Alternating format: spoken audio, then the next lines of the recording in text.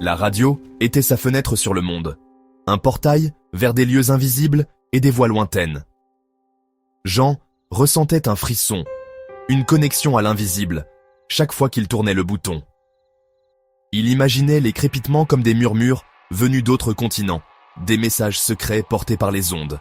C'était un passe-temps, oui, mais aussi un lien vital, un moyen de toucher l'immensité du monde depuis sa petite chambre tranquille. Il passait des heures à écouter, à apprendre les rythmes des ondes. Il pouvait distinguer les tons secs d'un journal, parler de la cadence mélodique d'une langue étrangère. Il imaginait les vies derrière les voix, les histoires qu'elles portaient. Chaque nuit, il voyageait vers l'inconnu, guidé par le ronronnement de la radio et le crépitement des parasites. Un soir, une tempête faisait rage dehors. Le vent hurlait et la pluie fouettait les fenêtres. Jean s'installa dans son fauteuil, la douce lueur de la radio, un réconfort contre la fureur de la tempête. L'air crépitait d'anticipation, une symphonie de parasites et de grondements lointains. Il sourit, ressentant un étrange sentiment de paix au milieu du chaos. Ce soir, pensa-t-il, ce soir pourrait être la nuit où il entendrait quelque chose de vraiment extraordinaire. La tempête s'intensifia. Les lumières vacillèrent et la radio grésilla avec une énergie nouvelle. Jean ajusta le bouton, essayant de trouver un signal clair à travers les parasites. Il tomba sur une fréquence qu'il ne reconnaissait pas. C'était faible au début, un bourdonnement sourd sous le rugissement de la tempête. Il écouta attentivement, les doigts sur le bouton de réglage. Le bourdonnement devint plus fort, se transformant en une pulsation rythmique. Ce n'était pas une station qu'il connaissait, pas un son qu'il reconnaissait. C'était quelque chose d'entièrement différent, quelque chose d'étrange et d'inquiétant.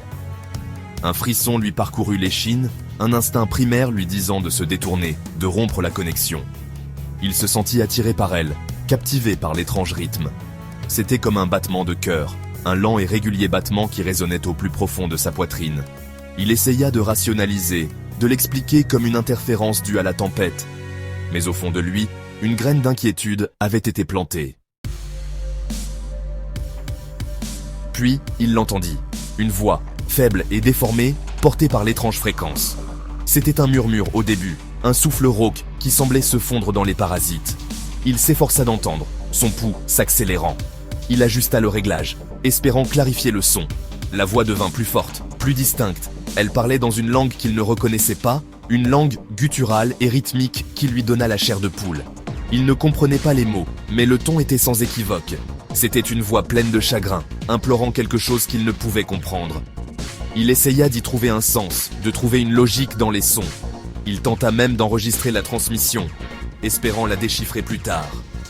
Mais la voix restait insaisissable, apparaissant et disparaissant dans les parasites comme un fantôme dans la machine. Il appela, désespéré d'obtenir une réponse, mais seul le silence répondit à ses oreilles. Les jours se transformèrent en nuit. Jean se retrouva attiré par la radio, obligé d'écouter l'étrange fréquence. Il négligea son travail, ses repas, même le sommeil, chaque pensée étant consommée par le mystère de la voix inconnue. Cela devint une obsession, une démangeaison constante qu'il ne pouvait pas soulager. Puis, un soir, alors qu'il était assis penché sur sa radio, une voix perça à travers les parasites. Cette fois, c'était clair, net. Elle parlait en anglais, une voix qui lui glaça le sang. « Retournez !» avertit-elle, chaque mot dégoulinant d'une terreur glaciale. « Ce chemin ne mène qu'au chagrin. » La peur s'empara de lui, mais une étrange curiosité luttait pour prendre le contrôle. Il voulait tenir compte de l'avertissement, se détourner de l'inconnu. Mais la voix, le mystère, le tenaient en captif. Il devait en savoir plus. Il devait comprendre. Il essaya de rationaliser, de rejeter cela comme une farce. Mais au fond de lui, une peur primale lui disait qu'il était tombé sur quelque chose d'ancien et de terrifiant. Il essaya d'oublier. Il essaya de se convaincre que tout était dans sa tête, un tour de son esprit. Il reprit sa routine, essaya de se perdre dans la normalité de la vie.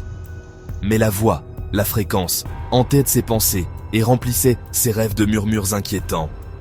Une nuit, il ne put plus résister à l'appel. Le désir familier le ramena à la radio, à la source de sa terreur croissante. La tempête était passée depuis longtemps, mais l'air crépitait d'une énergie différente. C'était comme si la radio elle-même anticipait son retour.